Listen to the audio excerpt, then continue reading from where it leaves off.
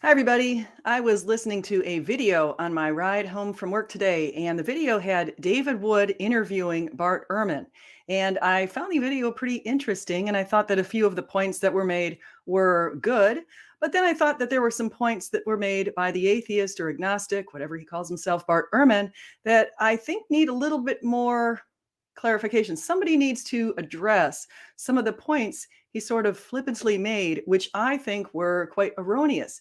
These had to do with things such as the gospel reliability and what the core tenets of the gospel say and how that relates to whether or not we're justified in believing in the Bible and that sort of thing. So what we're going to do today is we are going to take a look at that video and we're going to discuss some of the flaws that were in it. And because I find that kind of stuff to do very good. And so I want to say hi to my friend Josh right there, the Christian Resistance. So welcome to see you. He's been posting a lot of stuff on Twitter lately.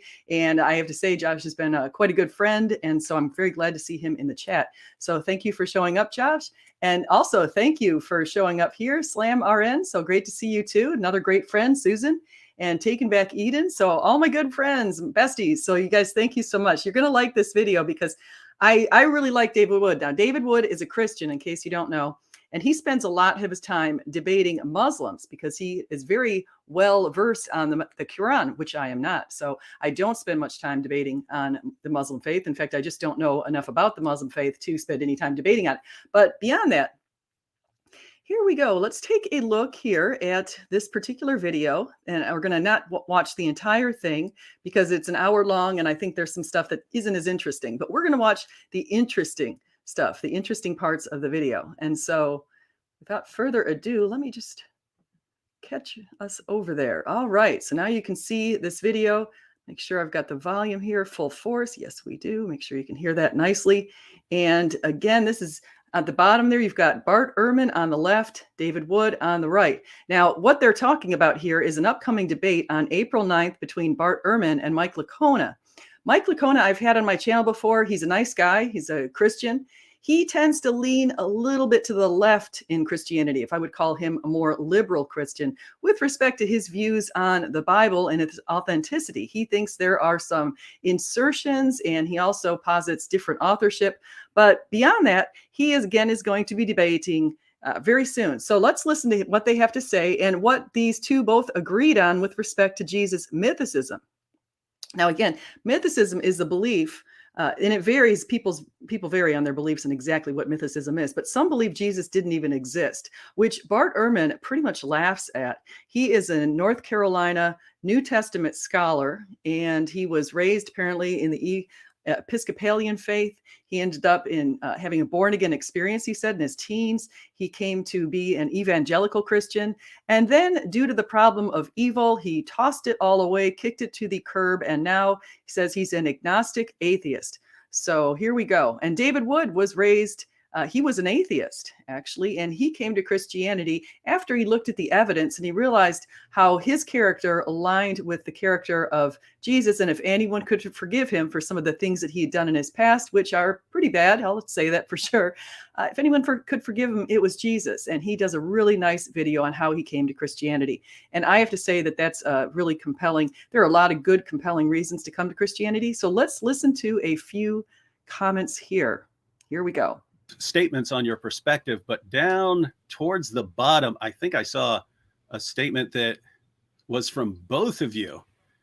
And down at the bottom here, it says, whether you are a believer, fundamentalist, evangelical, moderate, liberal, or a non-believer, Jesus is the most significant individual in the history of our civilization.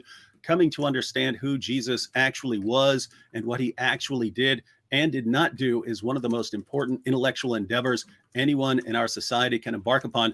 But then it's got Dr. Bart Ehrman and Dr. Mike Licona underneath it. So is that both of your perspective? Well, certainly my perspective. I mean, I'm not a believer, but I mean, who could deny that Jesus is the most important figure in the history of civilization? I mean, there are 2 billion people, over 2 billion people who worship him. Who else can you say that about, a human being? So here's a point where I completely agree with Dr. Bart Ehrman. In fact, I said something quite similar earlier today on my Twitter feed. And so they just very much in alignment. So we're in agreement here. One rare time. And so, no. I mean, Jesus is incredibly important, and I'm completely committed to understanding who the historical Jesus was, and about his life, and what his teachings were, and so I'm completely committed to that because of the supreme importance of it. I agree. I don't think I wrote that statement, but I would completely agree with it. And just in the name of full disclosure, I've known Mike for over 20 years, so I will be rooting for Mike during this debate, and so we'll all watch it, and I'm sure we'll all have an awesome time. Yeah, and I will be rooting for Mike. I have seen Mike debate Bart Ehrman before, and I do think that he does concede a few too many points. I will say that. So I'm going to zoom ahead to where I find another rather interesting comment so I can make some commentary on things that I think are incorrect that Dr. Ehrman has to say. So here we go. All right. Now, so we talked about the Jesus mythers. So on the issue of the historical Jesus, so a Christian would generally go to the Bible, look at the Gospels, and say, here's where I get my beliefs about Jesus. As someone who doesn't believe in the divine inspiration of the text, you've got, the books of the New Testament, which were originally circulating by themselves, and then you have sources outside the New Testament, and then you have, second century sources and so on. I'm not sure there can be any sort of official ranking now, but as someone, if you're talking to someone who doesn't believe in Jesus, but is trying to do what you said in the statement on the site, that, hey, we should learn about Jesus, what would be like your go-to sources to learn about Jesus? Well, the only useful sources are the four Gospels. So I disagree with that. I think the four Gospels, of course, are excellent sources to learn about the life and time and missionary work and ministry of Jesus. However, I do think that we can get a lot of information about him also in Acts. Of course, Acts gives us a lot of information. The fact that Jesus appeared to Paul in Acts. Now, a lot of people like to talk about the road to Damascus that Paul talks about 3 times in Acts. The Acts is said to be written by Luke. It was written after Luke was written. But the interesting thing about the book of Acts is Jesus also appears later to Paul. In fact, if you go to Acts 23:11, here's what you'll see. And some people forget this, and they also forget that he appeared another time also to Paul. It says the following night, this is Acts 23:11. Now, this is also when Paul was having trouble. It says, and when the dissension, this is Acts 23:10. And when the dissension became violent, the tribune, afraid that Paul would be torn to pieces by then, commanded the soldiers to go down and take him away from among them by force and bring him to the barracks.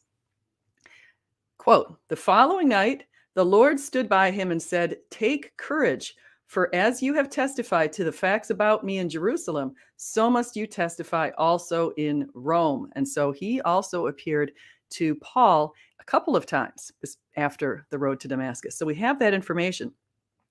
So we also can say that we can go within the Bible. This is, of course, within the Bible. But then you could also talk about going outside of the Bible, because we have a lot of the early church fathers who quoted the Bible and who also wrote about the Bible. And of course, they wrote about the life of Jesus. So you can certainly go to them. You can learn more about the crucifixion, the resurrection, all that kind of stuff as well. And then Paul talks about Jesus's character quite a bit. In fact, making mention, of course, of the most important out of faith, love, hope, and which one's the most important? Love. Talks about how important love is, talks how important faith is in many verses, just really giving us insight, even more insight than we have before, on the character of Jesus. So if you want to read about Jesus' character, not only do the Gospels count, but you definitely would want to go outside of the Gospels and look at what some of the other early writers had to say. We have some Gospels from later. Gospel of Thomas, Gospel of Peter, and they might give us a scrap or two, but basically nothing. And there are no Roman sources that mention Jesus in the entire first century, no Greek or Roman sources outside of the Christian sources and Josephus. Josephus mentions a couple of things, but he doesn't give us anything that's not already in the Gospels. Oops, wrong. No, Josephus actually told us about the fate of Jesus's half-brother, James. So Josephus let us know. We know that James was in the temple. This is not something that we find the details on, with the fate of Jesus's half-brother James. What happened was James was in the temple in Jerusalem and he was preaching, and eventually he ended up being martyred. And Josephus is the one who shares that information with us. And so that is not in there. So then, of course, that also speaks to the idea of the Jesus mythicist, because of course, if Jesus had a brother, Jesus had to be alive, silly mythicist. So, I mean, seriously. And so for anybody doing the historical Jesus, there's no option. You go with the Gospels. But the historian doesn't treat them as inspired sources in the sense that every word they say is historically accurate, because there's good reasons for knowing that, in fact, they're not always accurate. We disagree on that. As Mike Licona himself says, by the way. And Mike Licona, as I mentioned earlier, does take some liberties, unfortunately, with the New Testament. So if you take that approach, not taking them as inspired, and you're looking at them as basically historical documents, and as an atheist, I'm assuming you wouldn't believe in that Jesus actually performed miracles and so on. So what would you say, based on the documents that we have available to us, what would you say that we can know about Jesus? I think we know a lot about him, about what he said and did, because when whoever. One problem, and one thing that I've worked myself to address, and I especially do this because I teach a business class in communication to MBA students each summer. One of the things I want to address always is the filler words. And you can see, unfortunately, Dr. Ehrman has not really addressed his use of filler words. You hear a lot of and and I have had that problem myself. I think we all have that problem, but it's something that you really work on to correct. Here we go. Whoever wrote the Gospel of Matthew did not think he was writing the Bible. He was writing an account of Jesus' life. Notice how he slipped something in there on whoever wrote the Gospel of Matthew. We have a lot of internal evidence that Matthew, the tax collector, wrote the Gospel of Matthew. Some of that evidence is the fact that Matthew is the only one who reports the drachma incident, where Peter and Jesus had a drachma in a fish, and that drachma was used to pay the taxes. And so I can just point that out as something that you might want to note. But there is also a lot of internal evidence that Matthew wrote it. And of course, nobody in ancient times attributed the four Gospels to anybody but the named authors: Matthew, Mark, Luke, and John. Okay. The attributions were not to anyone else. And so to say that is a modern notion. And his teachings, his activities, and his death and resurrection. So the historian uses that, just like the historian would use a source for Napoleon or Julius Caesar. I mean, it's somebody's favorably inclined. Plutarch, writing a biography, is inclined to appreciate this person's writing about usually, and so you use it with that in mind. So I've written a lot over the years about what we can say about what Jesus said and did. My first book for a general audience was just on that question: how does a historian approach these sources? And the view that's been around, I'll tell you, my views of Jesus actually today are not different from my views when I was a Christian scholar. Not when I was a fundamentalist or a conservative evangelical, but when I started teaching at Chapel Hill, I was a Christian, went to church every week, taught adult education, but I did not think that Jesus went around calling himself God. I thought that Jesus was an apocalyptic prophet. One of the problems, and Nabil Qureshi has addressed this. Nabil Qureshi is a Muslim who passed away not too long ago, unfortunately, and he was also a good friend of David Wood. But Nabil Qureshi was also a student of Bart Ehrman, and he pointed to Bart Ehrman that, of course, Jesus did make that claim. He pointed out the verses around Mark 14:62, where the Pharisees approached Jesus and they asked him if he was the Son of the Most High. And he said, I am, and you will see the Son of the Mighty One sitting at the right hand and coming in the clouds of heaven. He made direct references to Psalm 110 that talks about sitting at the right hand of the Father. It's sitting at the right hand of the Father. And the important part about that is it gives Jesus an equal level to the Father. And he also referenced Daniel 7, coming in the clouds of heaven. And so we've got a couple of references there packed into that verse, which would be quite clear to Jewish people in ancient times what he was saying. And that is why the Pharisees ripped off their clothes and demanded that he be crucified, because they thought that he was saying he was God, which quite clearly he was. He is. That's the point.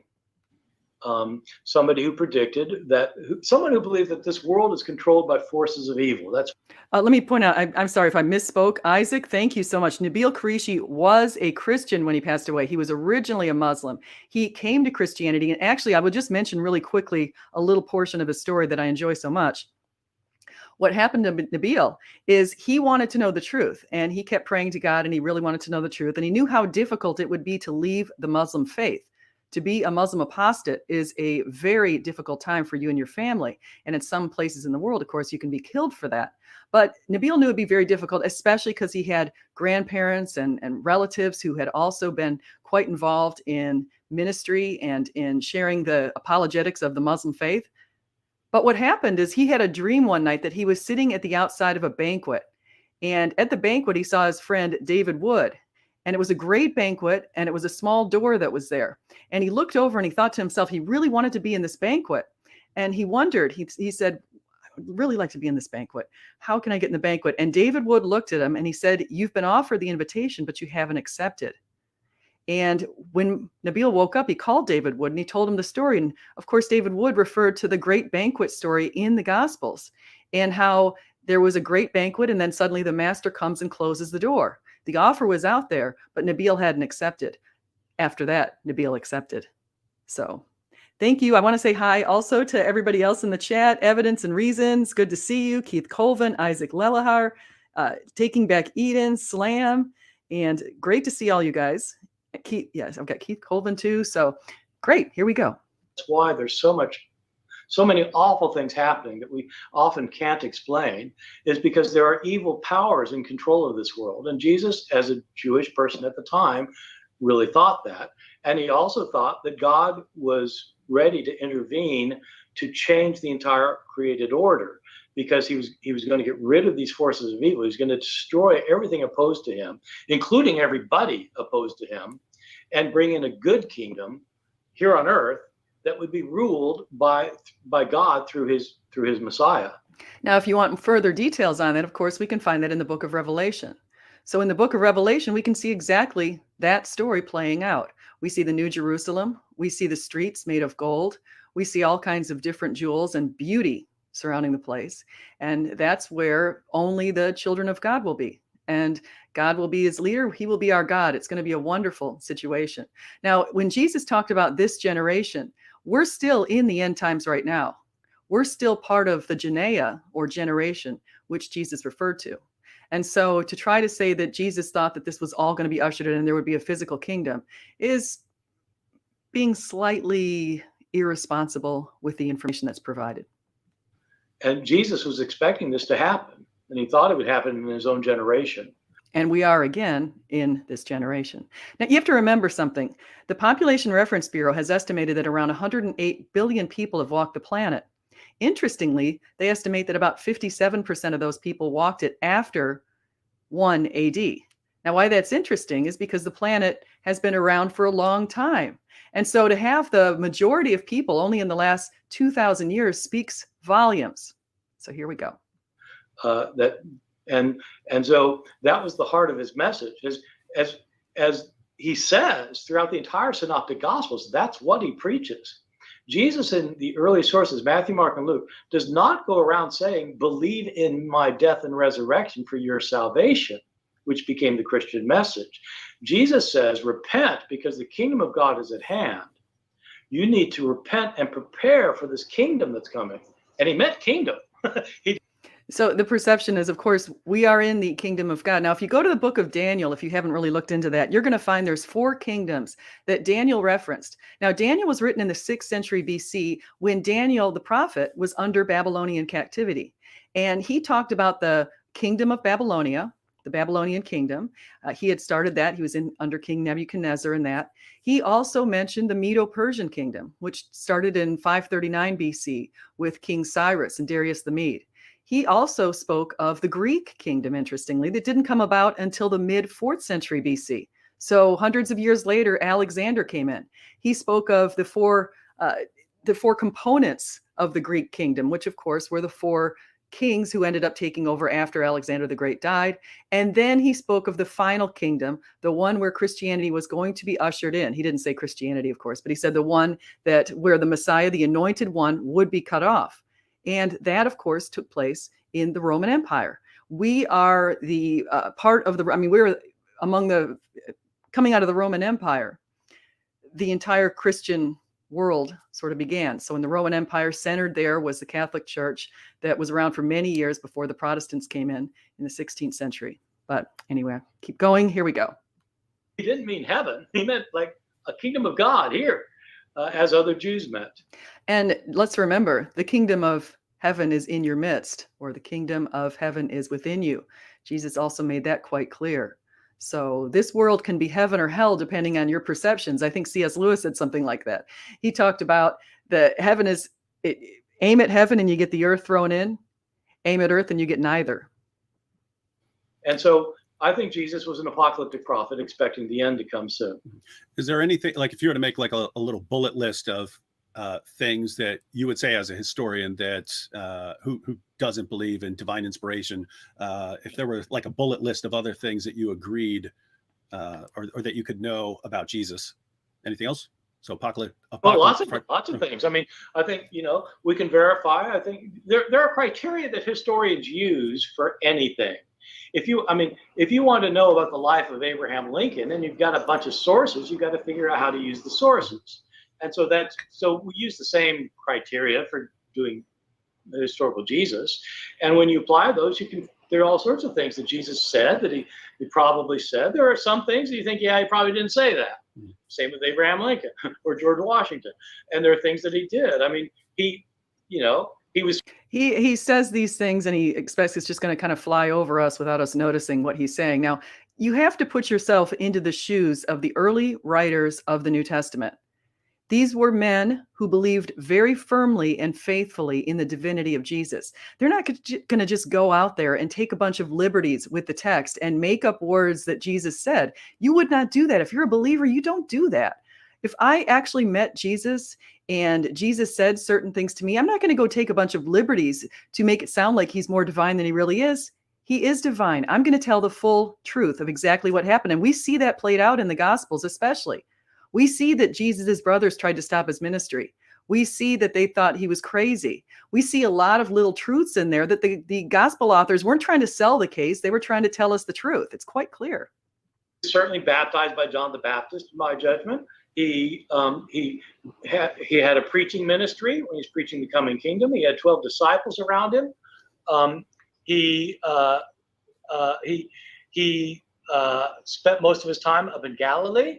He was preaching to the people who would listen to him. He had 12 disciples. He went to Jerusalem at the end of his life. He went during a Passover feast, and he got on the wrong side of the law and was crucified by his opponent. I mean, there's a whole list of things you can say. And that's true. I want to say, Susan, she says, are you going to pay to watch the debate? Now, I saw it's $39.95 and it's an all-day debate. So it seems like a little painfully long. I can't even imagine a debate that goes for over 8 hours. It sounds like it's something that we definitely want to see some clips of. But it's my understanding that Dr. David Wood will be discussing the debate after the debate. And I don't know if he'll be able to show clips of it in that, but he and the apostate prophet, who apparently is an ex-Muslim atheist, are going to be reviewing the debate after it's over. And so I don't know if they show us clips. I'm not sure if it's worth the money as far as I'm concerned. I have seen Bart Ehrman debate Mike Licona before, and I can't imagine really any more points coming out. But you're right, Susan, we have to figure out how to get access to it, because I would like to discuss it. And I would like to play it. So I have to maybe think about that. Say that I think are highly probable it's coming from the life of Jesus. And there are a lot of things in the Gospels that you say, yeah, probably not. And you, I saw in your discussion with the apostate prophet, you said that you think Jesus believed he was the Messiah? Yes. But not in the sense that Christians say that. But when Christians say Jesus is the Messiah, what they typically mean is that Jesus was the one sent by God to die for the sins of the world and to be raised from the dead. There was no Jew in the days of Jesus who thought that's what the Messiah was going to be. There were no Jews who thought that. The Messiah was going to, they had different. Of course, Terribly frustrating when you see stuff like this. No Jews who thought he says this with such authority that you have to think to yourself, he's teaching this to students. He says things like this, and you think that he's gone and he's done his homework. And sadly, no, Bart.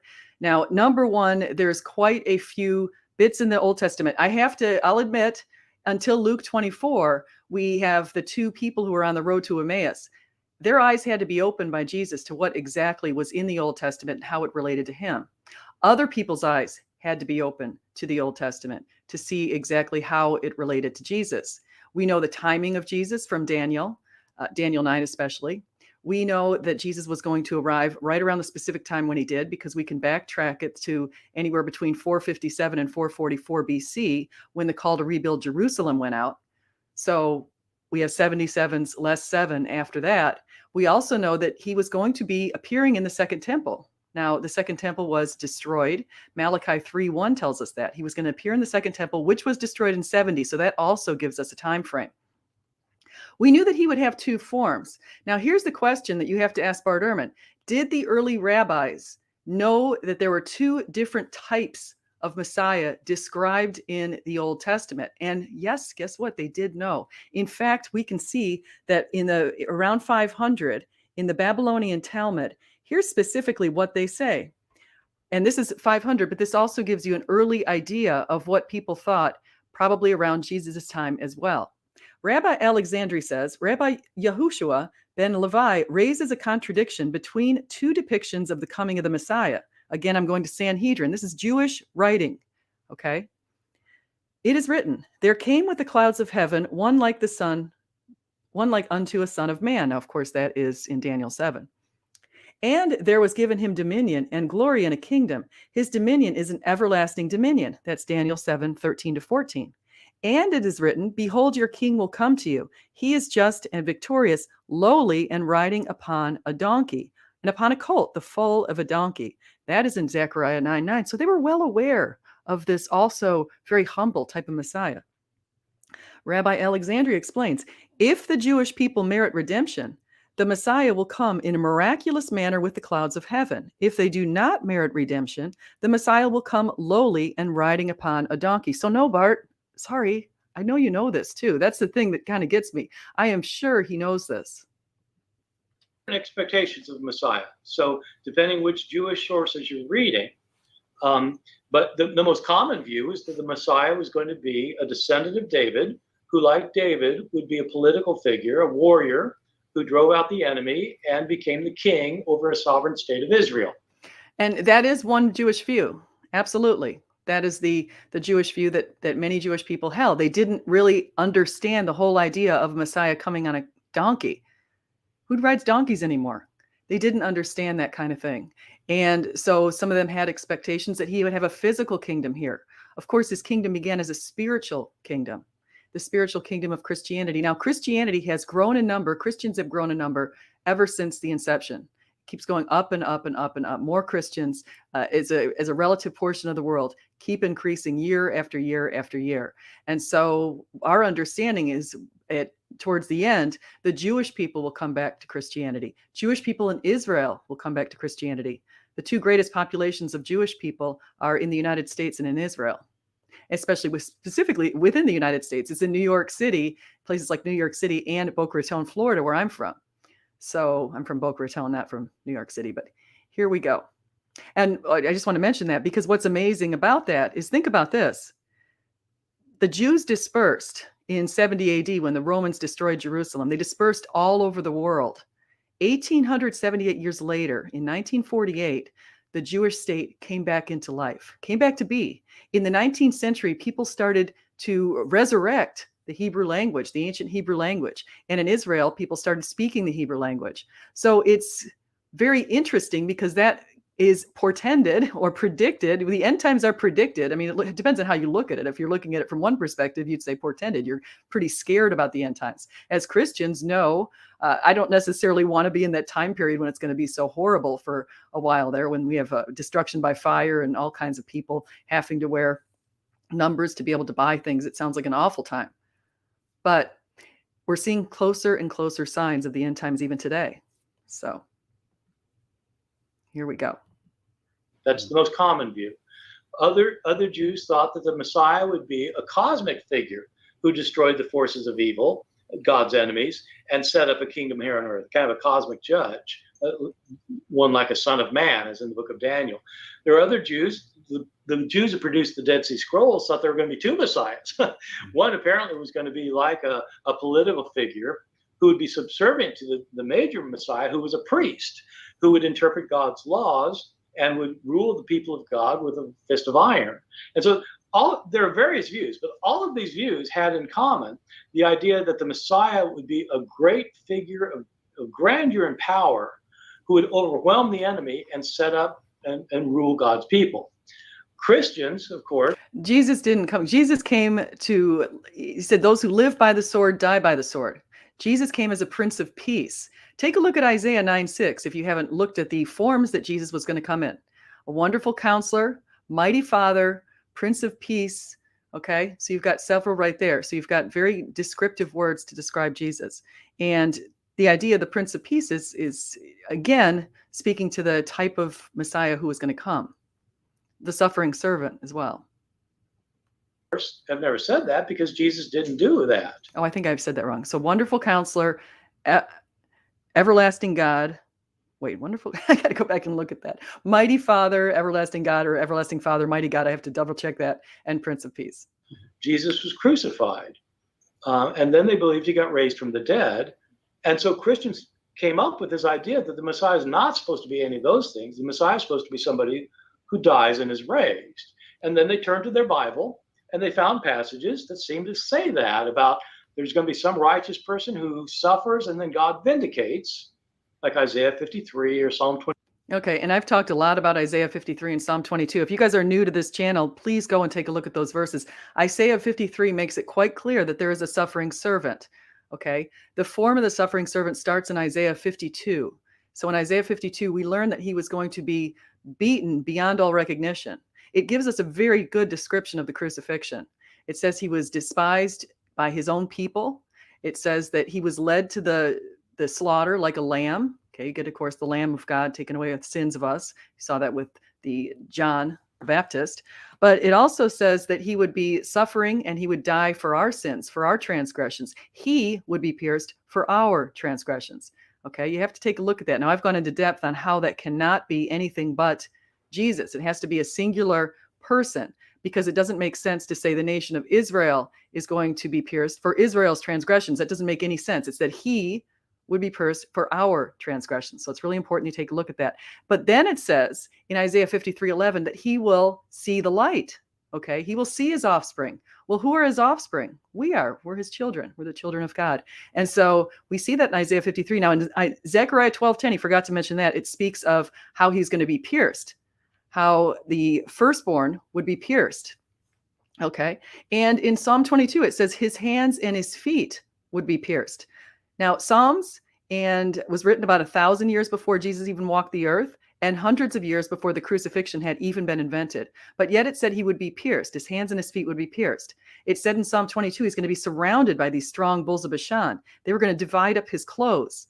This is very, very much representation of Jesus. Okay. We also know from other verses in the Psalms and from all over the Bible, we've got a lot of references to the suffering one taking on our sins.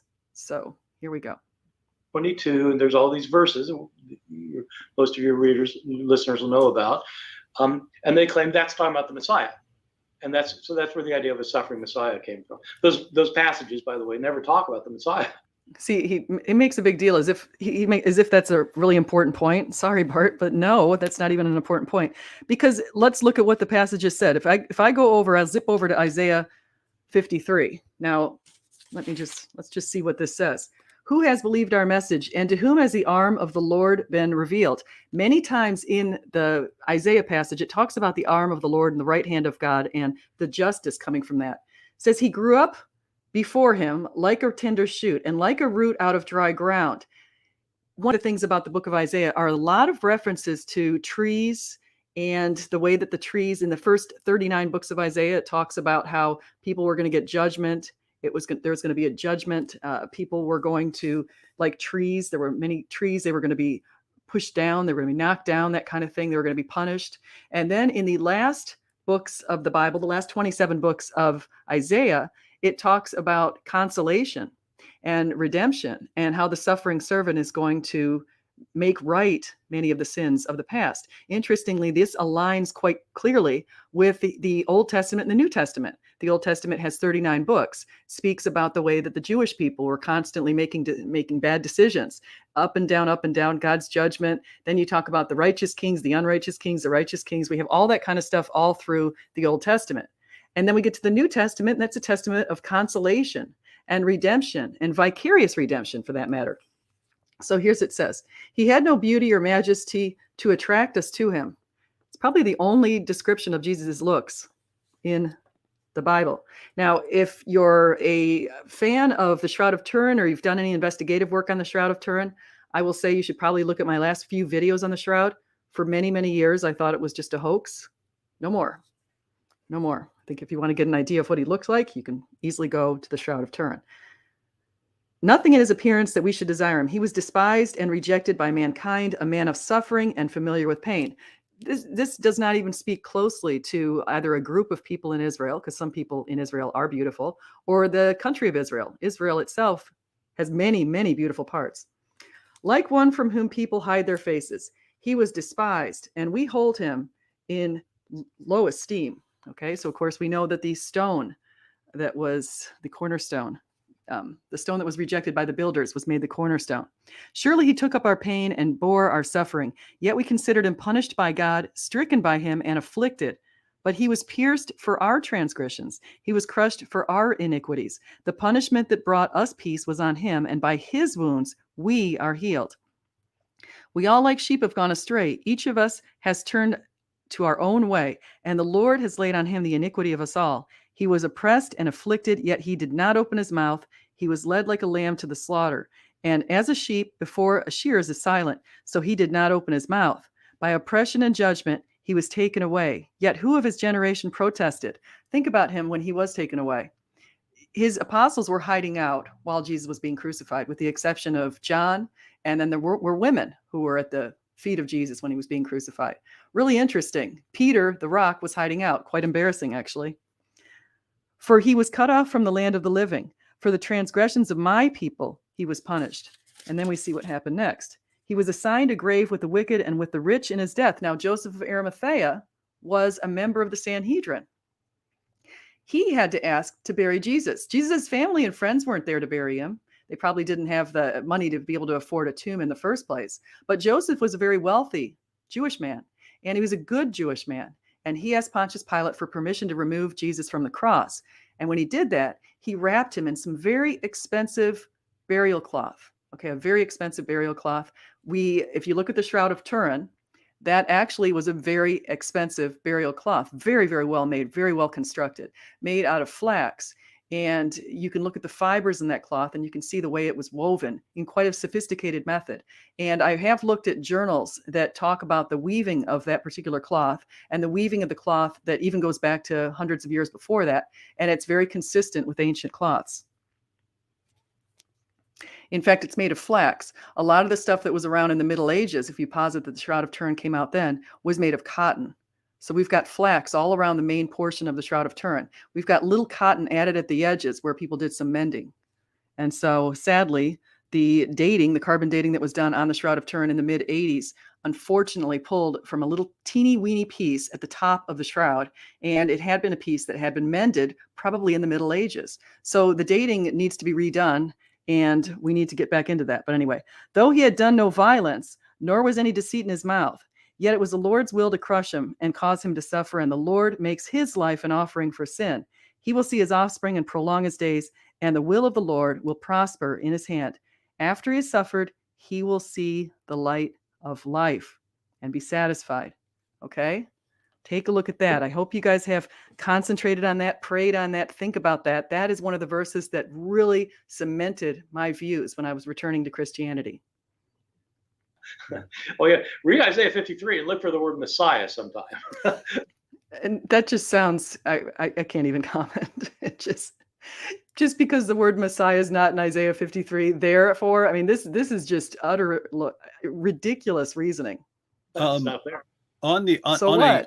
another issue about the historical Jesus, I've seen atheists who would say, "Hey, I don't believe Jesus actually performed miracles, but I believe he was known as a miracle worker." So, is your perspective that he was that's how he was known, like similar to way, like, I would think of Benny Hinn. I don't think he's actually performing miracles, but I think he's known like that. Or is that would you say that's a later Christian invention? I'm not sure whether it was going on during his lifetime or not. I wouldn't be surprised if it was going on during his lifetime. I wouldn't be surprised if it happened afterwards. The problem today is that when we think about miracles, we have such a different conception of it from people in the ancient world. Because for us, we know about things like natural law. I mean, whether you're a Newtonian or whether you follow Einstein, you've got this view of gravity that it always holds. It does not get violated. It's a law. And in the ancient world, they didn't think about it that way. It's like, there wasn't. The ancient world actually didn't have a realm of the supernatural. This seems weird to us because we have, we got the natural thing, we got the supernatural thing, and there's a miracle, it's the supernatural thing. But the ancient world, they didn't have this division. They didn't even have words for natural and supernatural in the same way. Whatever happens is what the gods want to happen. I like the point here that Isaac Lylehicker is making. He says, he isn't called Messiah the first time he's talked about. The first the person is called Messiah later down the line. First, he's called the seed. Yeah, the seed in Genesis. So we see the seed come, a woman's seed. The interesting thing in Genesis is they start alluding to the future possibility of somebody coming to crush the serpent. And of course, we know that happened. Or that's going to happen. Part of it's going to happen. We've got, what's interesting in the Old Testament is a lot of times you'll see a prophecy that partially comes to life or partially is satisfied in ancient times or during other times. But then you see later on some other fulfillments, like the fact that Israel came back, for example, a modern time issue. So if you got a miracle worker, some guys like, God's making it happen. Well, God makes the sun rise and makes, allow this person to heal the sick. And so it's not categorically different the way it is for us. So I have no trouble with believing that people in Jesus' day, they certainly believed that other people were doing miracles, and they probably thought Jesus, maybe thought Jesus was. What he's trying to do right there is he's trying to simplify he's trying to act, number one, that the people in ancient times had these sort of simple minds, and they thought that everything, the gods were causing everything, or God was causing everything. God caused the sun to rise, causes the moon to move, all that kind of stuff. So he's trying to act like they're sort of simpletons. But the simple fact is the type of miracles that Jesus was performing need to be noted. The idea of changing water to wine. You can't change water to wine. That's changing physical composition and cellular structure and everything else. The idea of walking on water. Now, the interesting thing, and the reason why the disciples were shocked when they saw Jesus walk on water is they said, "Who walks on water? Who walks on water?" Well, that's a direct reference to the book of Job, where it says nobody but God walks on water. Only God can walk on water.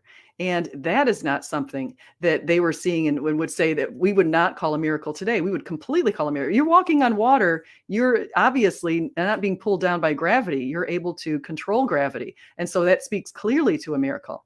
Raising people from the dead. Now, he does make a good point here. He talks about the difference between resuscitation, which is like what Jesus did when he resuscitated Lazarus and Jairus' daughter and others, or when Paul resuscitated people, but they eventually died later. And the resurrection. And that's the idea that you're brought back to life and you go into eternity, but you don't die later here physically on the earth.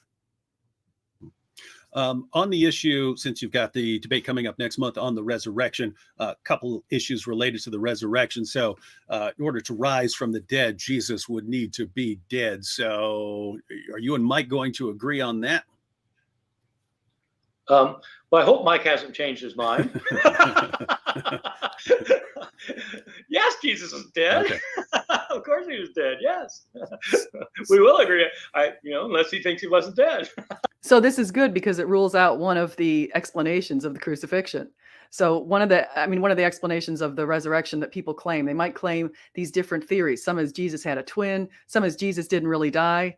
And here he's just ruling that out. So he doesn't offer us any explanation for what exactly we know surrounding the resurrection. Instead, he just sort of laughs it off and says, oh, we know that. We know he died, but we know what's going on in the Gospels. We see that kind of stuff, but we'll see. Let's go.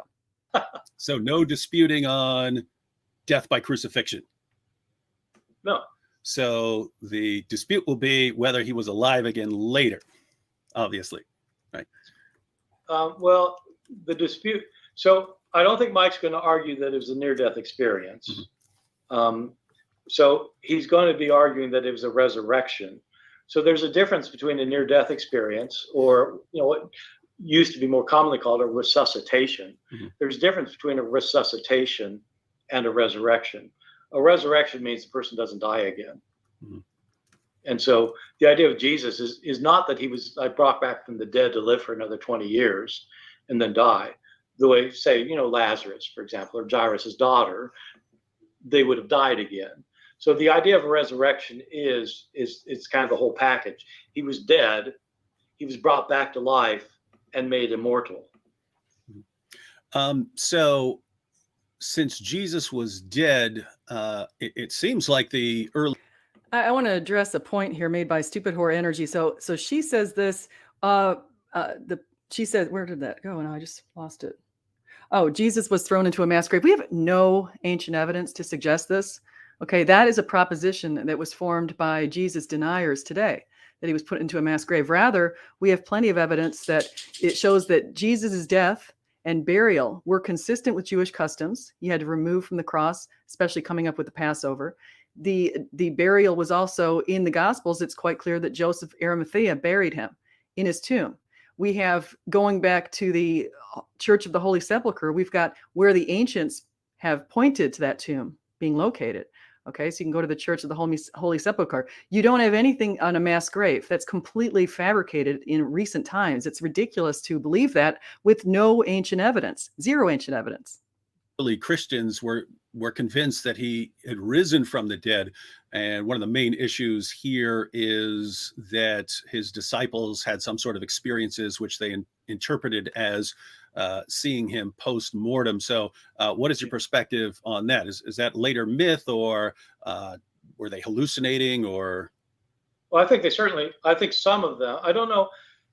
We don't have good records for any of this, unfortunately, because none of the people, none of the disciples who allegedly saw something have left us any records.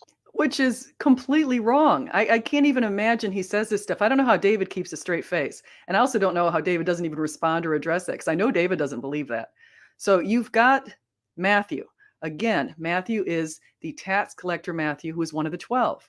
You have Mark. Mark was a very good friend of Peter. Mark and Peter traveled together. And we also see that Mark was working with Mark was also working with Paul. Okay, so we've got the mention of John Mark, the son of Mary, who was mentioned in the portion of the New Testament written by Paul. So we've got a lot of that too.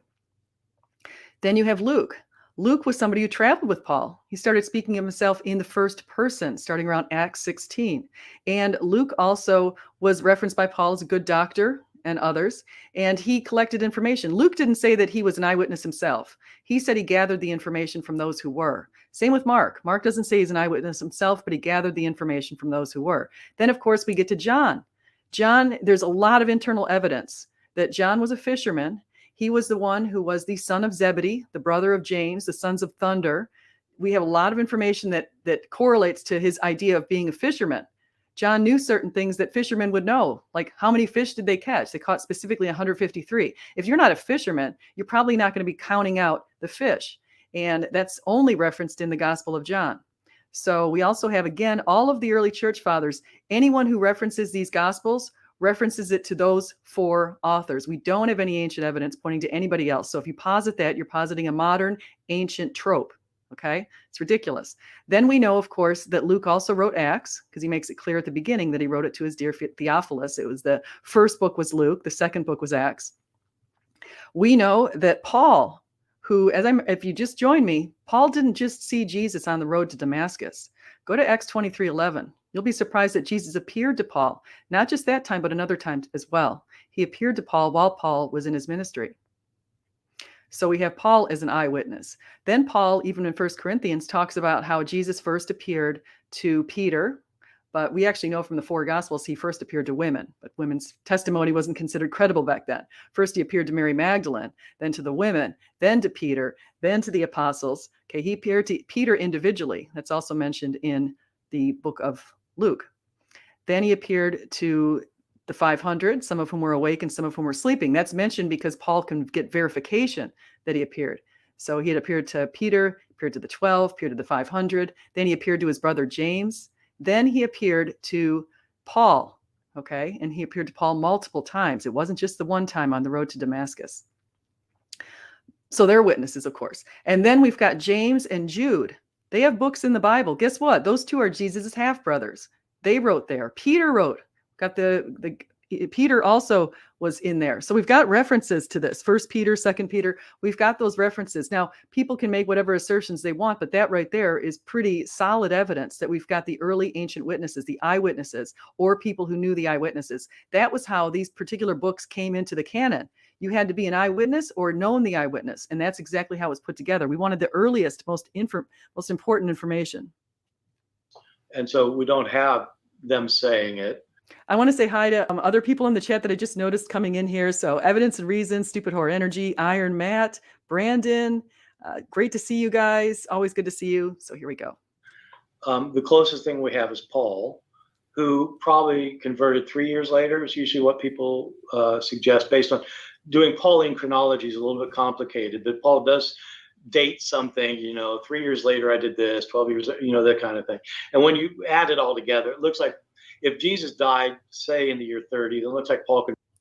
I don't think Jesus died in the year 30. I've found scholarly evidence that suggests that it's very consistent with Jesus dying in the year 33. Now, that also speaks to when Jesus' birthday is.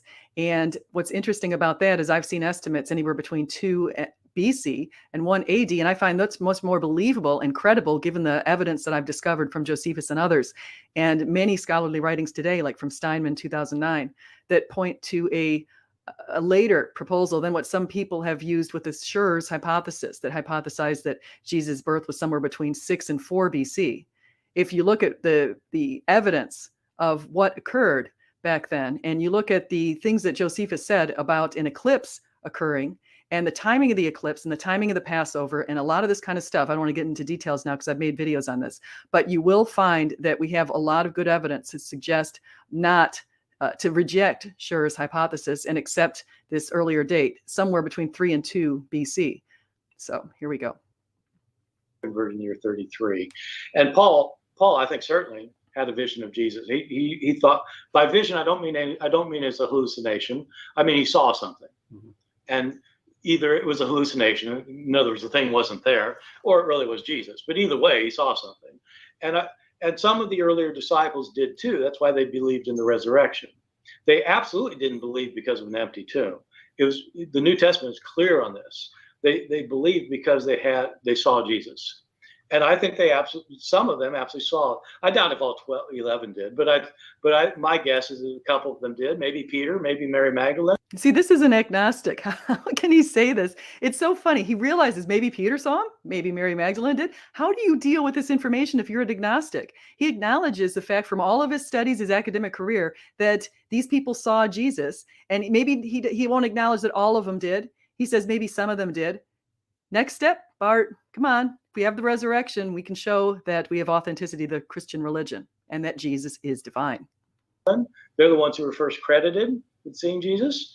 And so I think they had some kind of visionary experience. And Christians would say, well, they saw Jesus, he appeared. And non-Christians would say, well, they had hallucinations. But either way, I think they saw something that convinced them that Jesus was raised. Yes. Okay, so I'm guessing that a lot of the debate's going to come down to whether we should take whatever those experiences were seriously. I take them deadly seriously. Oh, okay.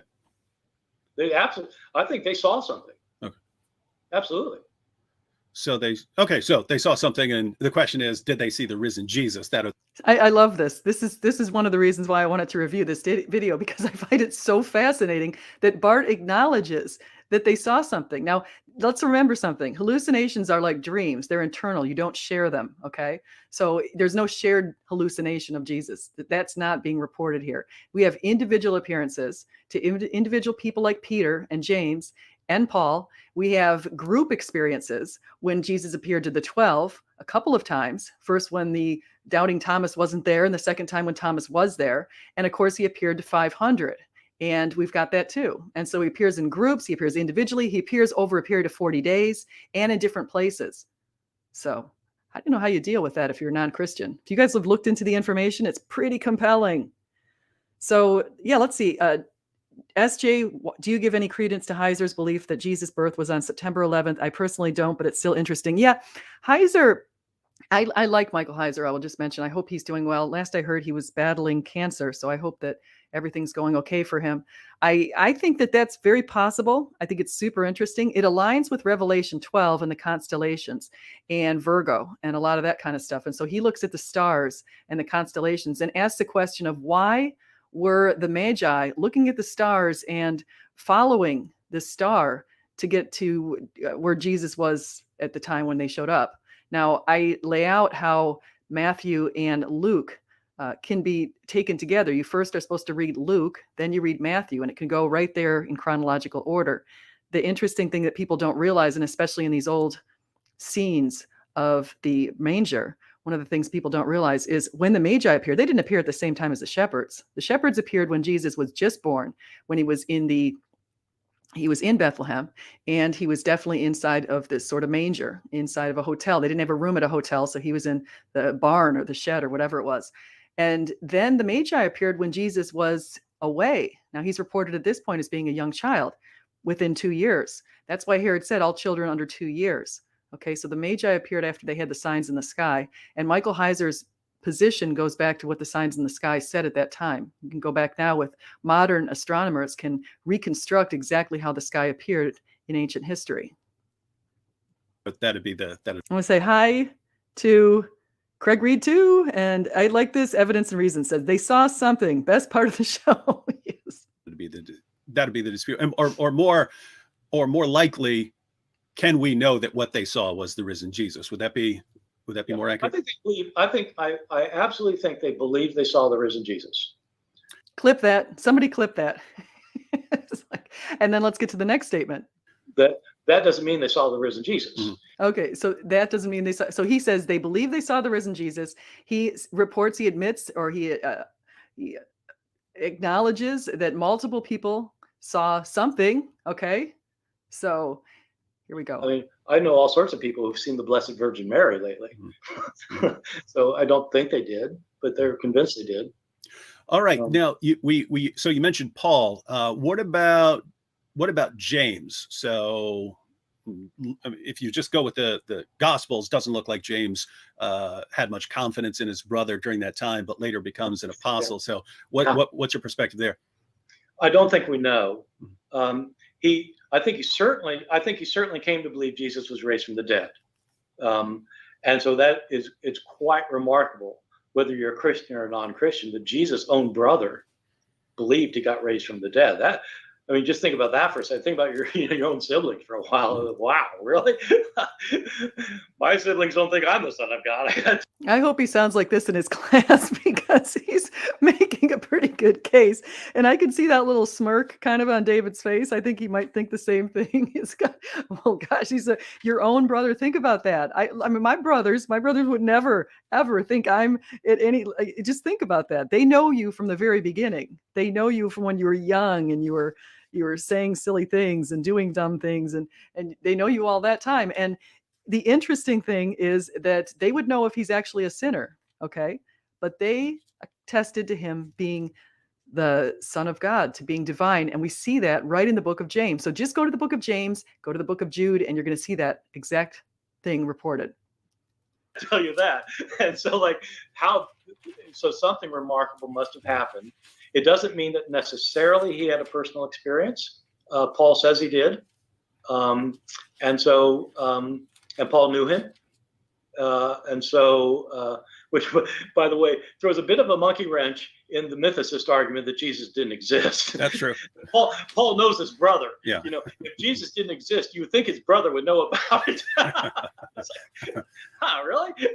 Yeah. So, but I think James, either people like Peter convinced him that they saw him, or he himself had an experience. Mm-hmm. I think those are the two options. Mm-hmm. And too bad the mythers weren't there to to tell James that his brother didn't exist. I know. Now, on to some other issues. Let's not forget that James also was known to Paul. James was known to Paul. Paul had met James. Paul, James, and Peter, they'd all known each other. And so we've got a lot of that kind of stuff going on. And so would Paul actually get up and write 1 Corinthians 15, knowing James? And both James and Paul were probably killed right around the same time in the 60s, the early 60s. And so would he get up there and write 1 Corinthians 15 much earlier than that, saying that Jesus appeared to James? If he's lying that Jesus appeared to James, 1 Corinthians 15 is a creed. James could have said, no, he didn't appear to me. What are you talking about? Peter told me he appeared to him.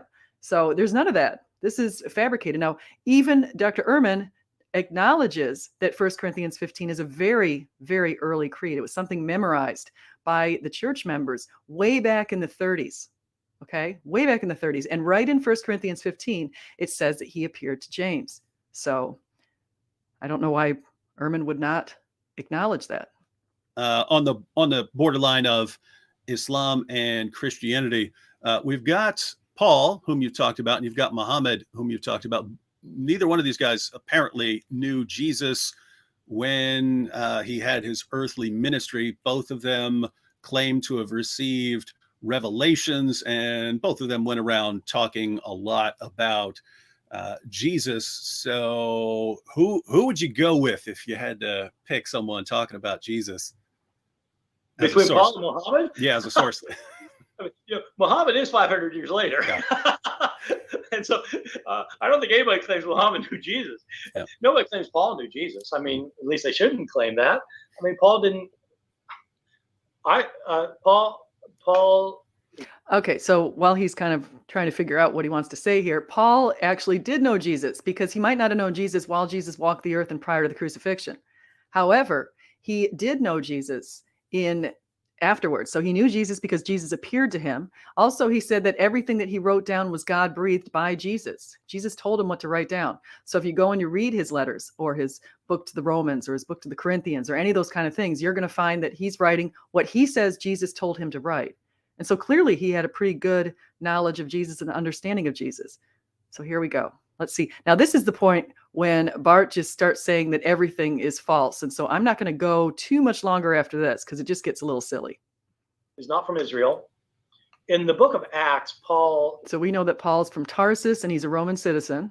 Paul is said to have studied with Gamaliel in Israel, but I don't believe that's true. Okay, so he doesn't believe what's written in the book of Acts. So here's where he starts saying that he just doesn't believe it. He doesn't give us reason why he doesn't believe it. It just, of course, is something that bugs him. He's trying to discount or discredit Paul.